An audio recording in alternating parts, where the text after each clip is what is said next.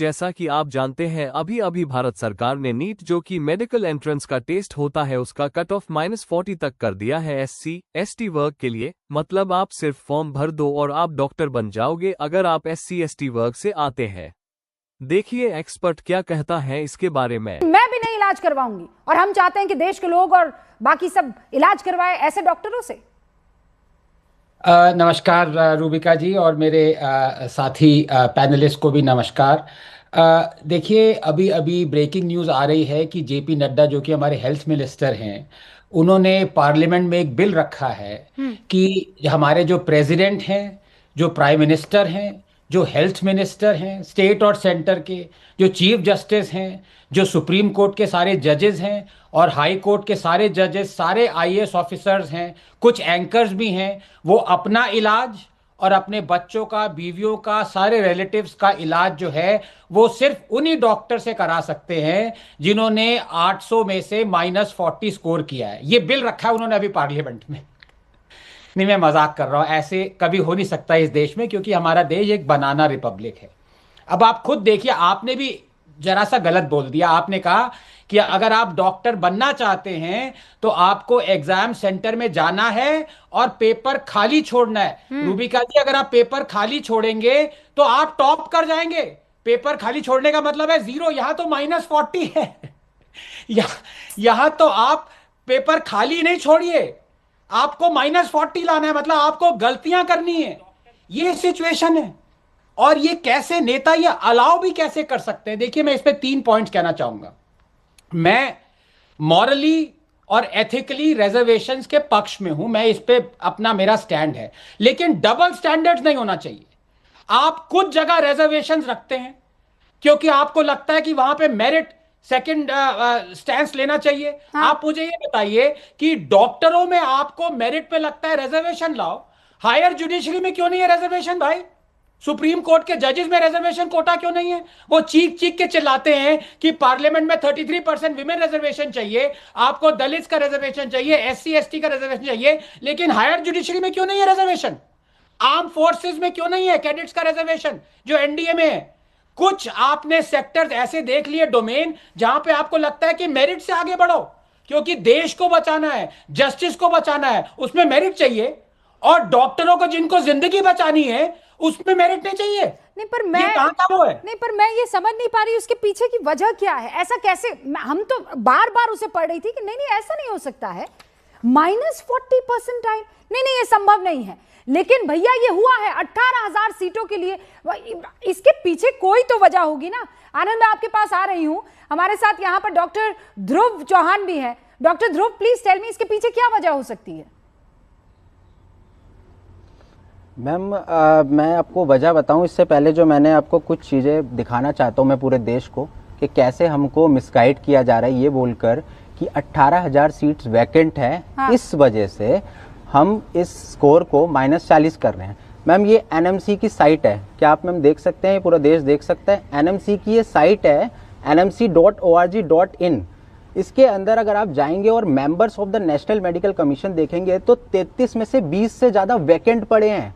जो लोग इस देश का मेडिकल ऑर्गेनाइजेशन, जो नेशनल मेडिकल ऑर्गेनाइजेशन है जो देश के हेल्थ केयर सिस्टम को संभाल रही है, उसी में आधा से ज़्यादा मैम ये वैकेंट पड़ी है सीट से, क्लियरली वैकेंट। मतलब आपके पास जो देश के जो हेल्थ केयर है, जो डॉक्टर्स बना रहे हैं, वो आप उनको चलाने के लिए भी सीट्स, जो बंदे जो होते हैं वो तक आपके पास वैकेंट है। तो आपके पास जो 18,000 सीट्स है वो क्यों वैकेंट नहीं होगी? पहली चीज तो ये तो जानना जरूरी है कि क्यों जो काम करने वाले लोग हैं वही वैकेंट पड़े हैं। मेडिकल एथिक्स रजिस्ट्रेशन बोर्ड है उसके अंदर ही मेंबर नहीं है, वाइस प्रेसिडेंट के अंदर मेंबर नहीं है, और कितने सारे सोशियो इकोनॉमिक से लेके 22 से ज़्यादा, आप 18 के बाद देखेंगे सीट्स वैकेंट पड़ी है। ये तो हो गई एक चीज़ है। दूसरी चीज़ है मैम, यहाँ पे कोई इस चीज़ के बारे में जो कोर, जो रूट, जो बीमारी होती है उसकी रूट कॉज पे कोई नहीं जाना चाह रहा कि क्यों एक्चुअली में ये जो सीट्स हो रही है ये मैम, इसके बहुत सारे रीजंस हैं। मैं क्योंकि 6 साल से I am into health activism, I can exactly tell you कि यहाँ पे 2 मेन वजहें हैं। पहली, सीट ब्लॉकिंग। यहाँ पे शायद देश को नहीं पता होगा कि seat blocking is a real thing, यानी कि सीट एक स्टूडेंट ब्लॉक करता है, उसके बाद उस चीज को वैकेंट को छोड़ देता है। फिर वो सीट वैकेंट जाती है प्राइवेट मेडिकल कॉलेज के अंदर। जब वो सीट प्राइवेट मेडिकल कॉलेज में वैकेंट जाती है तो प्राइवेट मेडिकल कॉलेज वाले गवर्नमेंट को, एनएमसी को डाटा भेजते हैं। वो ये कहते हैं कि हमारे पास तो सीट खाली है भाई, क्योंकि किसी ने छोड़ दी। अब वो छोड़ी या फिर जानबूझ के छुड़वाई गई, ये तो कोई पूछता ही नहीं है। वो छोड़ी गई, वैकेंट हो गई, इसके लिए स्पेशल राउंड काउंसलिंग होती है। लास्ट ईयर 2 स्पेशल राउंड हुए थे मैम, और इस साल भी मैं डैम श्योर में लिख के दे सकता हूँ, इस राउंड के काउंसलिंग, अभी 3rd राउंड काउंसलिंग चल रही है नीट पीजी की, इसके बाद एक स्पेशल राउंड निकलेगा, उसके बाद एक और स्पेशल राउंड निकलेगा। तब तक भरने की कोशिश की जाएगी जब तक ये जो सीट ब्लॉकिंग वाले जो सिस्टम है, इसको ये वैकेंट को जो है ऑक्यूपाई ना कर ले। लास्ट ईयर मैम एक सीट रेडियोलॉजी हमारे के चक्कर में, मैं डॉक्टर साहब प्लीज, मुझे खौफ आ रहा है। हर्षवर्धन जी क्या करें फिर? तो इससे अच्छा है हम लोग ये बेचारे झाड़ फूक करने वाले झोला छाप होते हैं वो कम है क्या? फिर वहीं चले जाएंगे हम।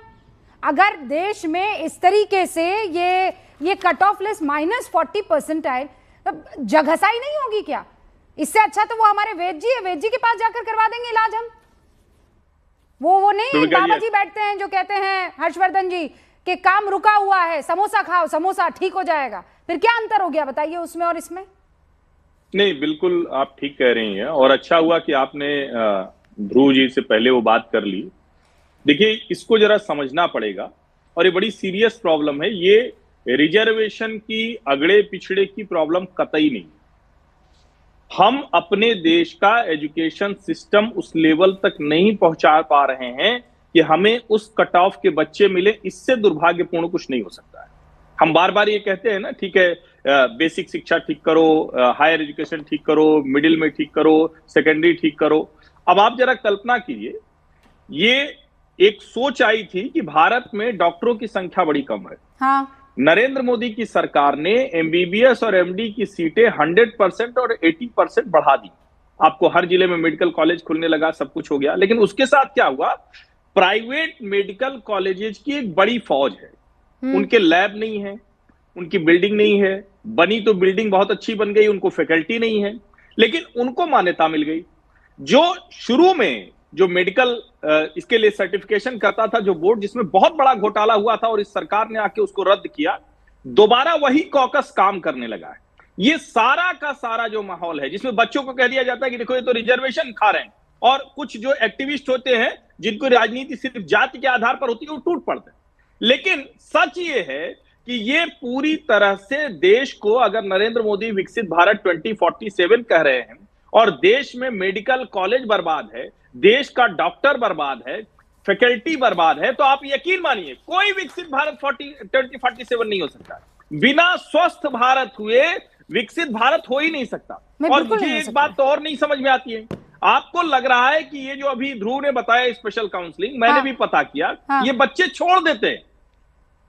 4 साल 5 साल पहले हमारे ही जानने वाले एक थे, उनके बच्चे का हुआ और उन्होंने कहा कि अरे भाई वो प्राइवेट कॉलेज है, उसमें कौन जाएगा, उससे अच्छा तो डॉक्टर ना बने। क्योंकि वो छोड़ देते हैं इसलिए जाता, और इसीलिए मेरिट और नीचे जाती है। ये एक तरह समझिए जैसे एग्रीकल्चर में विशियस साइकिल होता है ना, तो ये भी एक विशियस साइकिल है कि पहले क्या होता है, आपने मेडिकल कॉलेज में प्राइवेट जोड़े, सीटें बढ़ गई। लेकिन हर्षवर्धन जी, इसका कोई इलाज तो होगा। ये क्या इलाज है कि आपने -40 कर दिया कि भैया आप आइए, वो लूट क्या है, वो लूटो वो लास्ट में सेल नहीं होती है सर? बिल्कुल वही तो दिख रहा है। ये सबसे पहला क्या होता है किसी बीमारी का इलाज, कि इलाज करने वाले में साहस होना चाहिए। मुझे लगता है कि सरकार में यह साहस नहीं रह गया है कि वो ये कह सके कि अगर कोई इसके योग्य नहीं है तो उसको हम योग्य नहीं बना सकते। अभी मैं कुतर्क की इंतहा देख रहा था, आप भी वो सुनिए। किसी ने लिखा कि अरे ये तो क्या है, ये तो भाई टेस्ट है प्रवेश के लिए, तो बच्चा पढ़ेगा 4 साल 5 साल, 4 साल और 1 साल इंटर्नशिप मिला के 5 साल का एमबीबीएस होता है, फिर पीजी में जाते हैं। बच्चा पढ़ेगा, डॉक्टर बन जाएगा, ट्रेनिंग मिल जाएगी। और यही वजह है कि आज कोई भी डॉक्टर जो नए निकल रहे हैं वो शरीर नहीं छूते हैं। शरीर विज्ञान के विद्यार्थी होकर उसके डॉक्टर बनकर शरीर नहीं छूते हैं। सब मशीन देखती है, सब मशीन करती है। एक पैरामीटर बदला और मरीज जान से हाथ गवा बैठता है, फिर ये कहते हैं कुछ नहीं होगा। ये देश के हर अस्पतालों में आपको आए दिन होते हुए दिखता है। Absolutely sir. और मतलब ये जो आपने बात की है वो एकदम सही है कि इसमें अगर आप वोट ढूंढने की कोशिश कर रहे हैं कि भाई सामने वाला पिछड़ा कह कहकर आपको फंसाने की कोशिश कर रहा है तो हम उधर खुश कर दे। हम एक लॉबी जो काम कर रही है कि भैया आपने कहा था इंफ्रास्ट्रक्चर तैयार कीजिए, हमने तो इंफ्रास्ट्रक्चर तैयार कर दिया, अब आपके ऊपर ये प्रेशर है कि आप हमको स्टूडेंट ला कर दीजिए। अरे स्टूडेंट लाने का मतलब ये थोड़ी है कि आप -40 वालों को लेकर आ जाएंगे।